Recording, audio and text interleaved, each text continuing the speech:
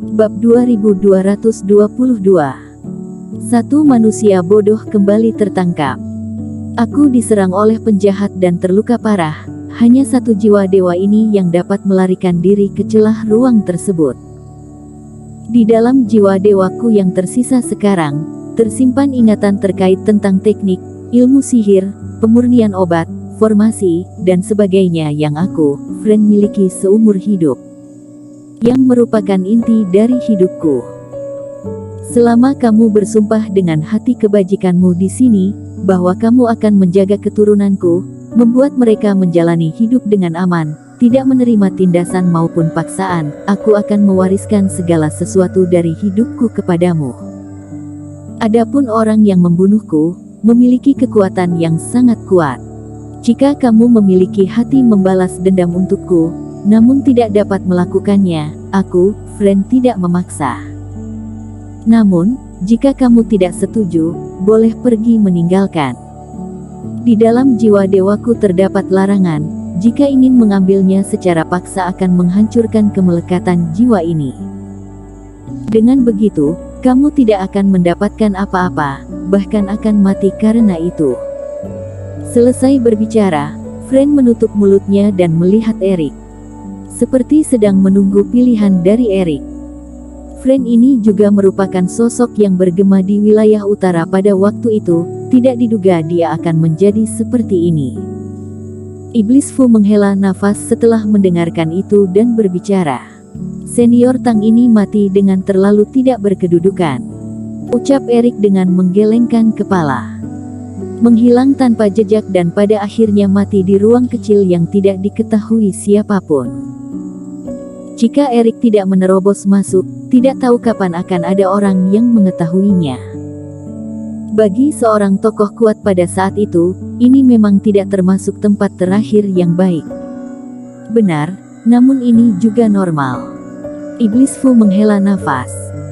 Dia mati tak terduga pada saat itu dan ada sebuah jiwa dewa yang lolos sudah termasuk baik. Dan dia mungkin juga tidak yakin orang yang menemukannya adalah orang baik atau jahat, bahkan apakah itu sekelompok orang Huo Zong yang membunuhnya. Jika dia bersikeras meminta kultivator bersumpah dengan hati kebajikan untuk memusnahkan orang jahat, mungkin orang-orang Huo Zong akan memilih cara yang lain mencoba memecahkan jiwa dewa. Sebaliknya, lebih baik seperti ini. Meskipun Huo Zong menemukannya, Huo Zong mungkin akan setuju demi mendapatkan ingatannya dengan aman. Lagi pula, Febrina dan yang lain tidak berpengaruh terlalu besar terhadap dia mengendalikan partai Ji Huo. Maksudmu, dia sedang menggunakan semua harta miliknya selama hidup sebagai ganti kedamaian generasi muda. Erik merenung dan menatap Friend. Kemudian, Erik bersumpah dengan satu tangan dan membuat janji sesuai dengan apa yang dikatakan Friend. Sesungguhnya, bagi dia sudah melakukan hal tersebut. Menyelamatkan Febrina, memberi kebebasan kepada Jesse dan keturunan lainnya keluarga Tang. Oleh karena itu, bagi Erik, bersumpah tidak perlu sanksi. Bagus kalau kamu bisa berjanji. Setelah Erik selesai bersumpah dengan hati kebajikan, bayangan Friend juga tersenyum dan mengangguk, sepertinya sangat senang. Setelah mendapat warisan dariku, kamu adalah murid aku Friend dan semua benda berharga di sekeliling ini akan menjadi milikmu. Silahkan ke sini dan biarkan aku mewariskan semuanya kepadamu. Erik berjalan mendekat dan menaiki batu safir tersebut, lalu duduk di hadapan Friend. Bukakan laut kesadaranmu, lepaskan semua larangan dan terimalah warisan ingatanku, ucap Friend. Meneruskan ingatan. Apakah aku perlu melakukan itu? Ucap Erik dengan mengerutkan keningnya. Melepaskan semua larangan dan menyerahkan laut kesadaran untuk dikontrol oleh kultivator lain, sesungguhnya adalah hal yang sangat bahaya. Di dalam proses ini, pihak lain selain bisa membaca segala sesuatu yang ada di dalam laut kesadaran kita, termasuk harta kelahiran, ingatan dan lain sebagainya, bahkan juga bisa menempatinya dan mengontrol tubuh kultivator. Jika ingin melakukan pengendalian tubuh, ketika salah satu pihak berinisiatif membuka kerohanian sendiri, akan membuat pihak lain berhasil mengendalikan tubuh dengan mudah.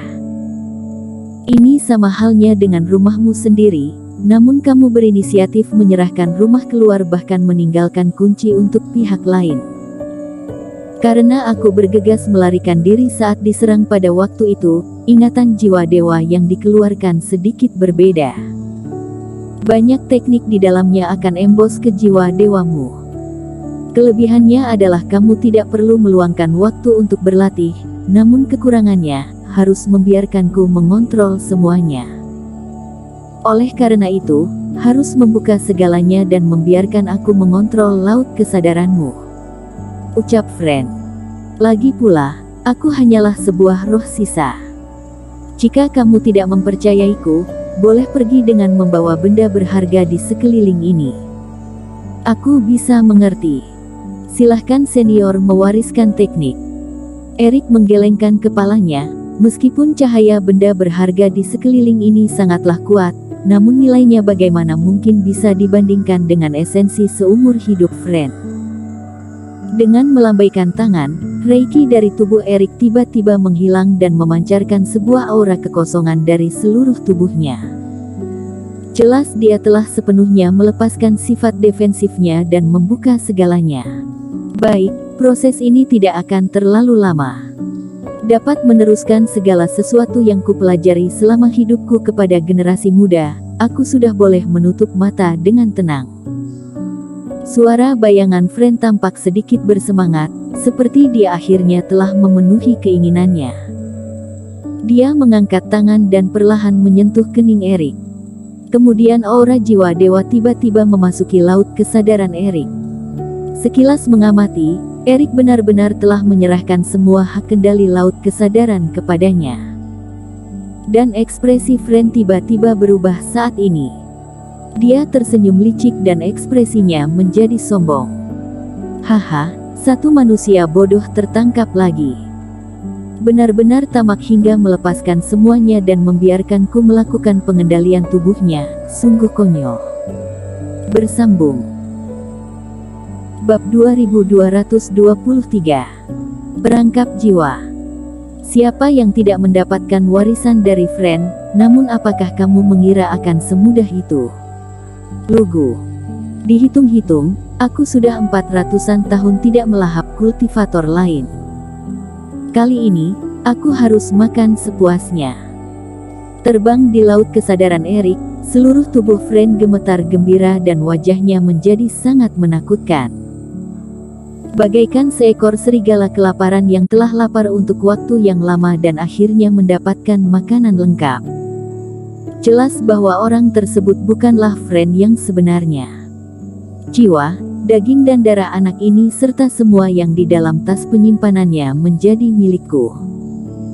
Dia melompat dan bergegas ke arah jiwa Erik yang sama sekali tidak bergerak yang sedang duduk di dalam laut kesadarannya. Sudah kelaparan begitu lama, aku ingin langsung menelan jiwa ini. Fren menjilat sudut mulutnya, kemudian membuka besar mulutnya serta menelan ke arah Erik.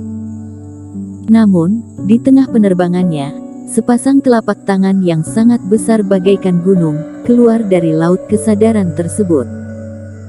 Di saat menembus, dua jari bagaikan sedang mencubit semut, menjepit sosok yang disebut sebagai Fren itu. Ada apa dengan ini? Fren yang palsu itu tiba-tiba terkejut. Di antara kedua jari itu, tidak peduli bagaimanapun dia berjuang, sama sekali tidak dapat bergerak. Seperti dia berubah menjadi semut kecil dan pihak lain adalah raksasa. Apakah menyenangkan berdiam di laut kesadaran jiwa kedua aku? Kemudian, sepasang mata juga muncul di luar laut kesadaran ini, bagaikan raksasa di luar langit yang sedang memandang dunia ini. Erik melihat Fren palsu ini dengan ekspresi menertawakannya. Jiwa kedua. Aku mengerti, sial. Bagaimana kamu bisa memiliki jiwa kedua dan mengapa mengetahui segalanya? Fren palsu itu tercengang, kemudian ekspresinya berubah drastis. Reaksinya juga sangat cepat, dia segera mengetahui penyebab dia ditangkap. Dirinya ternyata terbodohi dan masuk ke dalam perangkap Erik tanpa menyadarinya. Pengendalian tubuh kultivator hanya bisa mengendalikan tubuh utama pihak lain. Jika yang dikendalikan adalah tubuh cloning, maka dirinya juga akan sama seperti tubuh cloning, dikontrol oleh tubuh utama. Seperti itulah situasi yang sedang dihadapi Fren saat ini. Dia penuh gembira karena mengira dirinya telah berhasil mengontrol Erik. Namun, akhirnya dia yang jatuh ke dalam perangkap Erik. Jika dirinya mengendalikan jiwa kedua tersebut, dia akan menjadi tubuh cloning yang dikontrol oleh Erik. Tetapi jika tidak mengendalikannya, dia akan terjebak di dalam dunia seluas 1 inci persegi ini dan tidak akan pernah bisa keluar lagi. Fren palsu marah hingga hampir menyemburkan darah. Dia masih mengejek keserakahan Erik sebelumnya, namun dirinya yang jatuh ke dalam keserakahan pada akhirnya. Awalnya dia mengira dirinya bisa menempati sarang Erik, namun pada akhirnya malah dia yang ditangkap oleh Erik. Tetapi, bagaimana anak ini bisa mengetahui bahwa dirinya adalah yang palsu? Tenang teman seiman, aku terpaksa. Bicarakan baik-baik, jangan membunuh aku. Tidak sempat berpikir, Fren palsu sudah merasakan bertambahnya kekuatan jari Erik.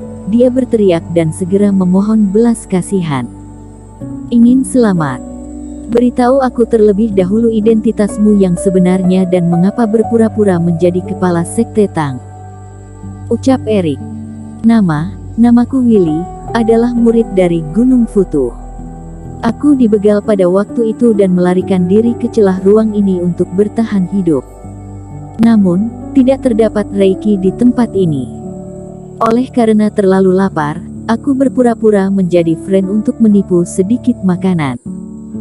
Aku bukanlah orang jahat, Willy berkata dengan tergesa-gesa. Masih tidak jujur. Erik tersenyum dingin dan berkata, kamu sebagai kemelekatan jiwa dari fase transendensi, bisa berlari ke Sungai Fenyen, tempat yang begitu dalam. Apakah kamu sedang bercanda? Dirinya bisa menyelam ke bagian terdalam dari jurang api karena mengandalkan Ekaristi Yandi, teknik arkaan ini.